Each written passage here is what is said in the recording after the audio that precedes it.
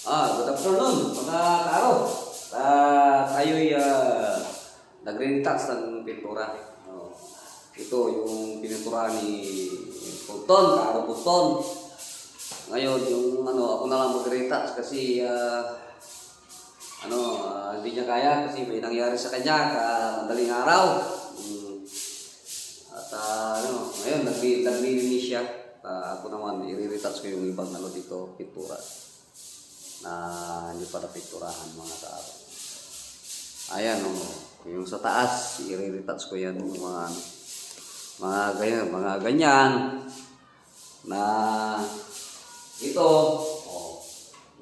Lalagyan ko lang, ayan, pipinturahan ko lang, gloss.